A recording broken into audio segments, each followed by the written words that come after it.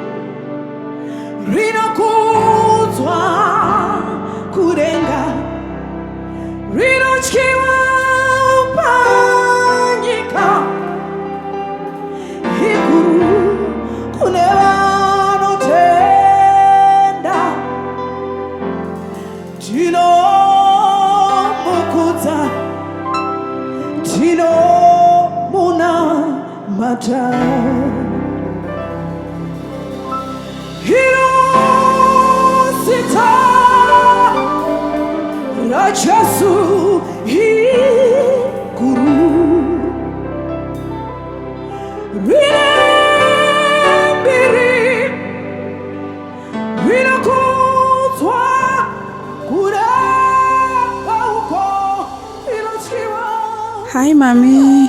Hope you are well with family. Sorry kukubata pa hour iri so odd, but ndaita a vision yandiri kufila kuti I need to just bring it out and share with you so we can pray about it.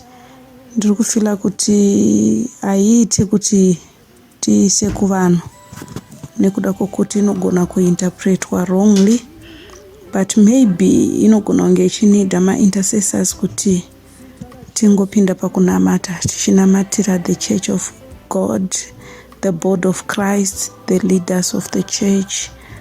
Yeah, so nasi date rimbori kuti chiko the 20th of August 2021. Saka paita vision ndoda kuti nditsanangure kwamuri kuti kana mukage mainzwawo moita discern and then toona kuti zvoperera here pakungoti tingonamatira chechi yaMwari. Ndaratidzwa pachitange pane big threat pavanhu vachadzokera kuchechi, saka ndaona ndiri pachechi and a lot of people were so happy to go back to church. Saka the picture yepachechi yekuti pachechi pagara panomira ma-ushers padoor, but in this vision the ushers who were padoor vanga vari unusual people, vanga vachitonge mabodyguard vane ma-black suits vari ma-giants, vachita songe ndo vari kucontrola. But then ma-ushers aya, who are these big men, vanga vachita songe vari kuselecta vanhu vari kupinda muchechi. So now pakuselecta kwavo zvanga zvichioneka ipapo zvazvichita sekuti these strong men were selecting vanhu vasiri that strong pakunamata vachinzi ngavapinde. Vanhu vanonamata stereki vanga vachirambidzwa kupinda. So zvakajeka kuvision ikoko kuti uyo anonamata stereki, and those strong men were even seeing kuti uyo anonamata stereki haasi kutenderwa kupinda, uyo anonamata zvakanaka, uyo anolenga-lenga, uyo anongoita chechi yepamuromo. So ivavo vane ma-question marks ava ndo vanga vachitenderwa kupinda, vanonamata stereki vanga vachitorambidzwa kupinda. And navo vaneka kutamba-tamba ivavo ndo vanga vakawanda vachipinda and vachitenderwa and vachiimba mukati muchinakidza, vachifara vachiimba vachifarira kuti tadzokera kuchechi.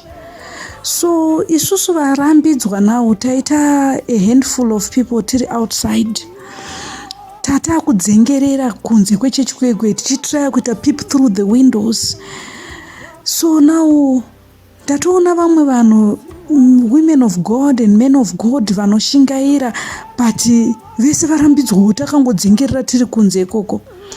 So now tiri kunze ikoko, this mother of mine nevamwe vese vanga vari kunze, as we were trying to peep through the church, tabva taratidzwa, it was as if zvanga zvichityisa kuti mai vanhu vai vari muchechi vai, there is a threat yekuti they are not safe muchechi imomo.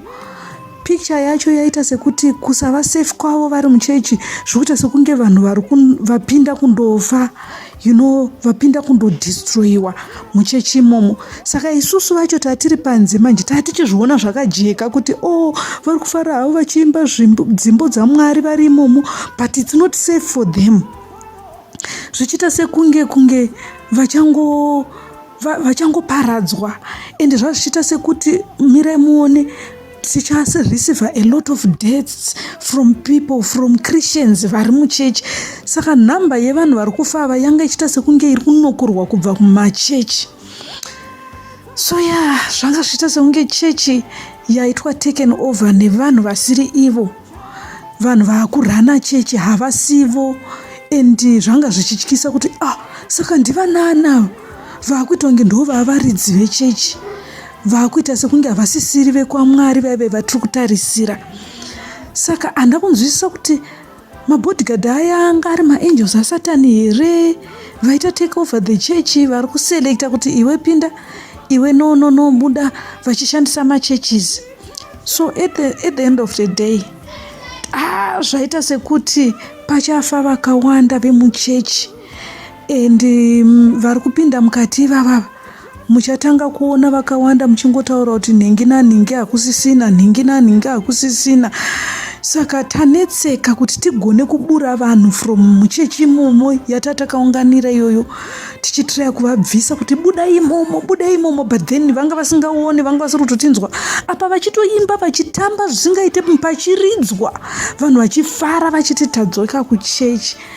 So mama tambenge tichingodiscussawo with my husband, ndobva ndashare naye this, ndobva akuti asi kuti pamwe kuda kuchechi kuchapinda vanhu vakawanda here, maybe pamwe vachanyepera vaine macertificates emavaccinations ekunyepa, vasina kuvaccinatwa vongoenda vachinopinda machechi muya. By so doing vakawanda vachaafectika, vachabatira hosha here, zvozopedzisira vanhu vakafa vakawanda vofa here mumachechi. Kwakuri kungofungawo kwedu kuti chingava chii tichingoonesana.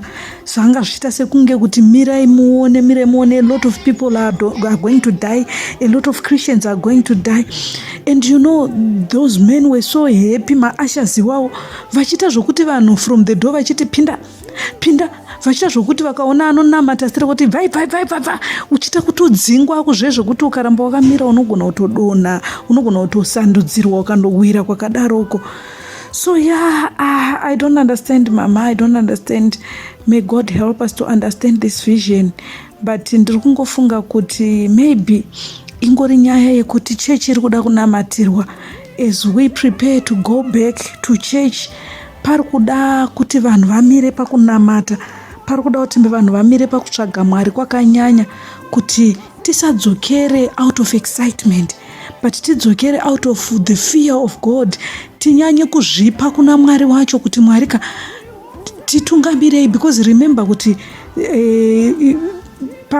pane nguva yakareba kubva patakapedzisira kusangana sechechi kwese machurches ose, and right now if we are not careful tinodzokera out of excitement, tokangana kuti tiri pahondo.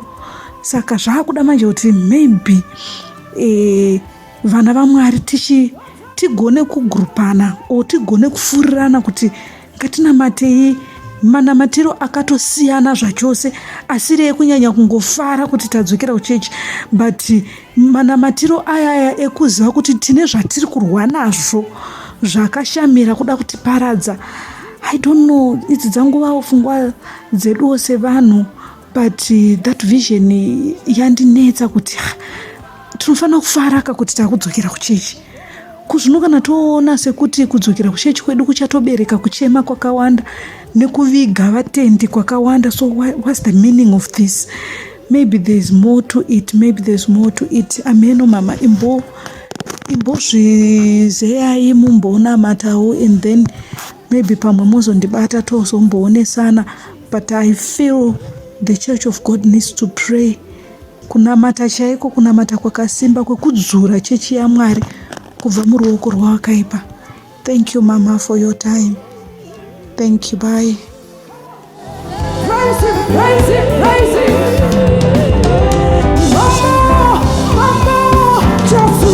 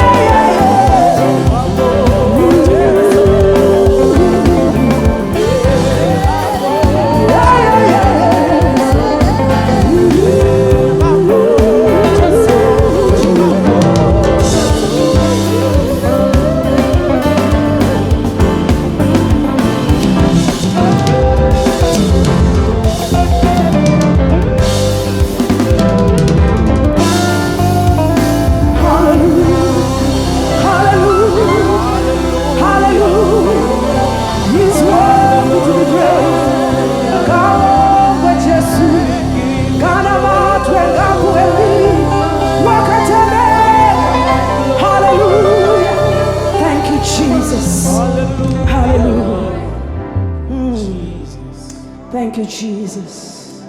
You alone are worthy. You alone are holy. We bless your name. Hallelujah.